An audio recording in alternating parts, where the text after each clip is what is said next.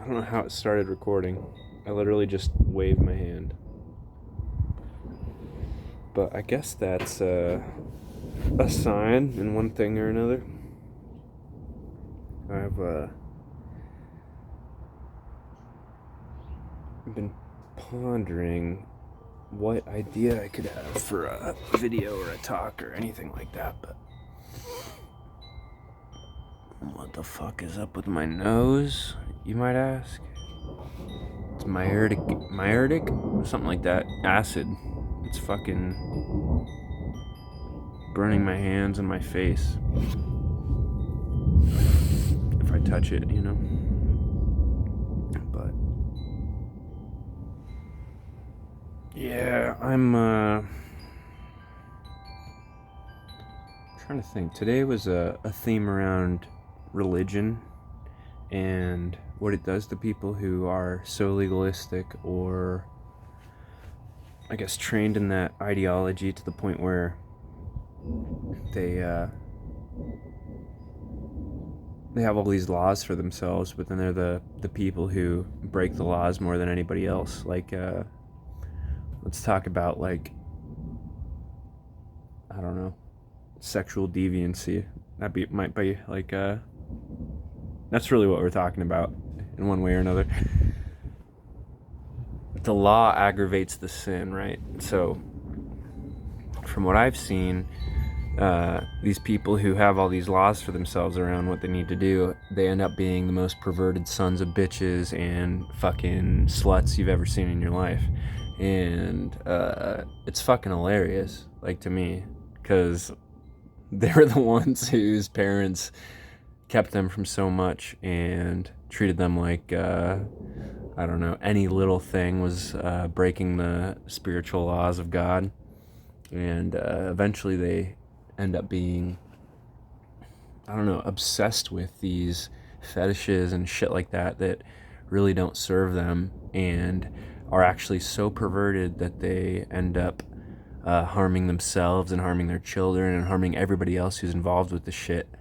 And it's fucking hilarious to me. Anyway, the reason it came up is because I had a few people today who went to Calvary Chapel, and it just reminded me how completely insane it is to surround yourself with an ideology like that. Like, I was comparing it to Mormonism or other things, but every ideology you guys associate yourselves with, whether it's leftist ideology, right-wing, alt-right bullshit, anything is fucking cope, and it really has nothing to do with I don't know, real living and treating people like humans. You're dehumanizing your out-group.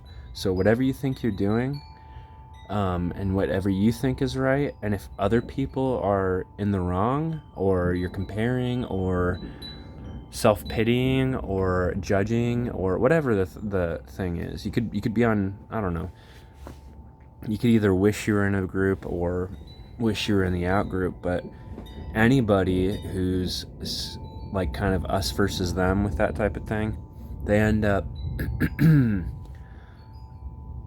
hedging themselves in this ideology that ends up being something that's detrimental to their souls. And you see it all the time. Like, you see it all the time, where you feel like you're not talking to a human being, you're talking to a talking point. And then on top of it, if we're going back to what I was talking about with sexual deviancy or anything like that, if you really dig into it, you realize that they've picked it to the point where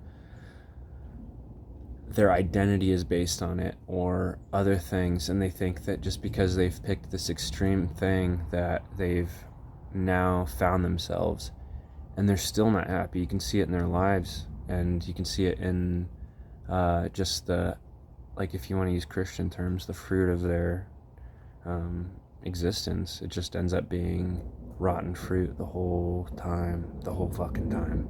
So, yeah, anyway, it's just been a funny theme today. I've been trying to, like, consider maybe how emotional themes are presented throughout the day and how it's like the simulation or the Matrix or God or whatever you want to go talk about with this thing. The emotional reality of the world, despite or a separate from, I'll say, not despite, but separate from the reality of what people talk about, the emotional reality is sometimes more real, right? It's the themes we're going through. It's the situation emotionally and psychologically in our lives.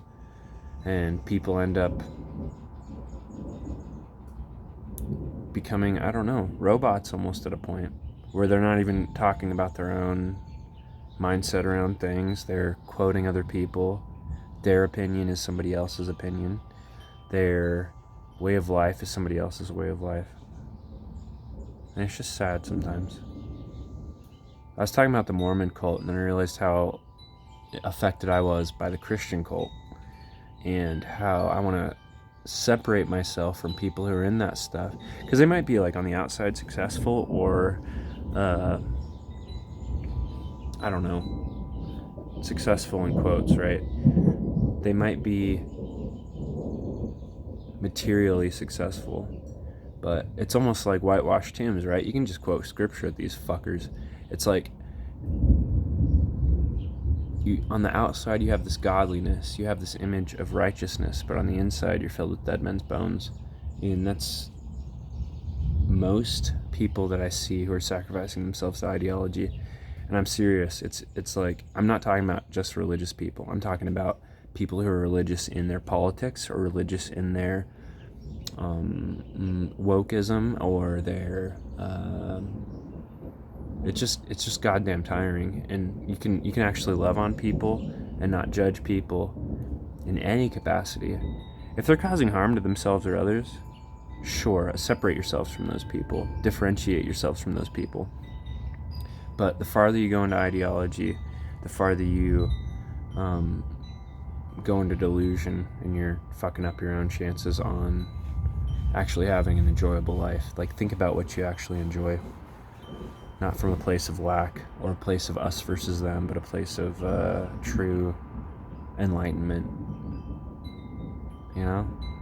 I don't know. It's a thought.